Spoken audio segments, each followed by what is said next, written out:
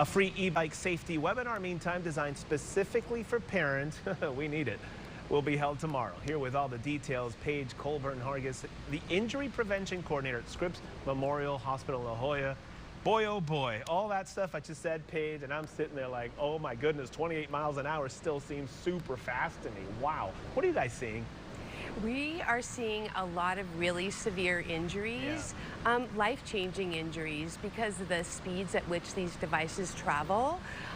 Is simple physics, right? And so when these crashes occur, these people can be very sick with, and like I said, with life-altering injuries. Seems like these e-bikes came out of nowhere. They're now everywhere, out of nowhere. And what these kids are doing, it's just dangerous. I don't know how else, when you see something like this and you see a 10-year-old, an 11-year-old in the middle of traffic, and what you know as a driver, as a grown-up, is a very, very busy intersection. Right. Why are you guys holding this webinar, first of all? Because I think parents just kind of got hit with this the same way. They thought, oh, kid wants the e-bike, let's get on the e-bike. Exactly.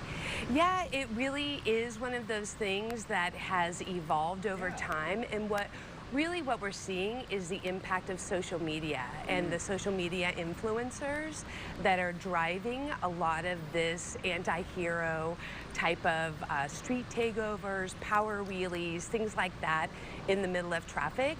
And this is something that's happening almost worldwide simultaneously. It really is. So really, we just want to take this opportunity to have a conversation with parents about what are the legal e-bikes, what is actually an electric motorcycle that looks like an e-bike and maybe marketed as an e-bike, but it is not that. It does not meet the classifications. Have you guys held a webinar like this before, or is this going to be the first one? This will be the first parent-focused webinar. What questions you're expecting from mom and dad out there who thought, I just bought a bike for my kid, I didn't know any of this? Exactly. Well, really what we're going to be advocating is there's a lot of, we're going to be having a author, her name is Beth Black, about the Caring Parents Guide to E-Bike Ownership. And we're just going to kind of be walking through all the different kind of questions we should be going through, like a pre-purchase checklist before buying them, to understand what is legal, what is not legal, what are the considerations, and what to look for, and how to monitor that child's e-bike on an ongoing basis, because the kids are really smart.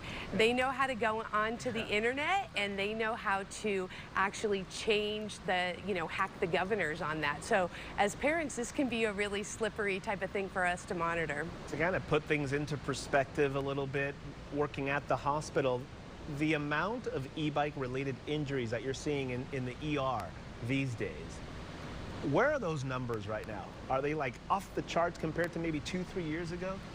Well, first I will say the data surveillance is difficult because this is emerging technology, and it takes a long time to get everybody on board and tracking the same things. Like, you go from law enforcement, EMS, hospital systems.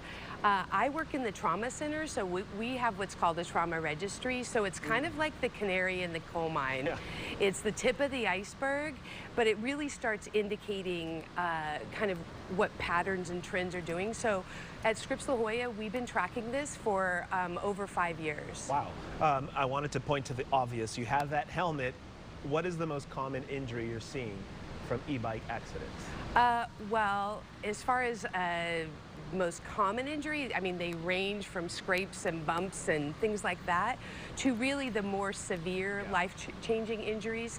So brain injuries are some of the worst injuries that we see, and we can do a lot of things to fix broken bones and things like that, but brains, that's a whole nother thing. And so choosing the right helmet for the activity that your child is doing.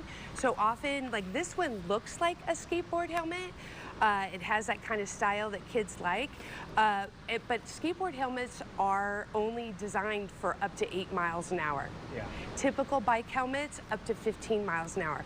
So really, when you're operating a Class 1 or Class 2 e-bike, and beyond. This is what's called an NTA 8776. So this is an e-bike standard.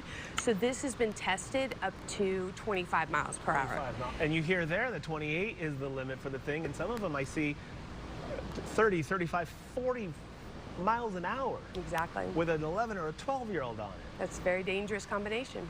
Goodness gracious. And so with those type of, when you're getting into a class 3 e-bike, so class 3 e-bikes, anything over 20 miles per hour, you have to be at least 16 years of age or older, and all riders have to wear a helmet. In the state of California, riders under the age of 18 it is the law to be wearing a helmet whenever on wheels. So if you're going up to a device that goes over 20 miles an hour, you really should be looking at a motorcycle rated helmet. Listen, I'm getting stressed out as a parent of a 13-year-old boy. I'm getting very worried about this. I've been worried about it. Okay, let's get this information up. The e-bike webinar injury prevention outreach program, it is tomorrow, Yes. 6 p.m. All the information is on fox5sandiego.com, but quickly, you have to register? Yep, you can register. And will there be others after this one?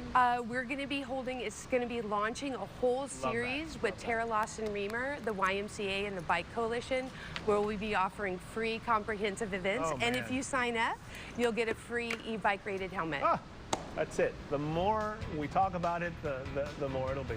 Thank you very much. We appreciate it. Thanks for your time, Paige. Appreciate the opportunity. All right.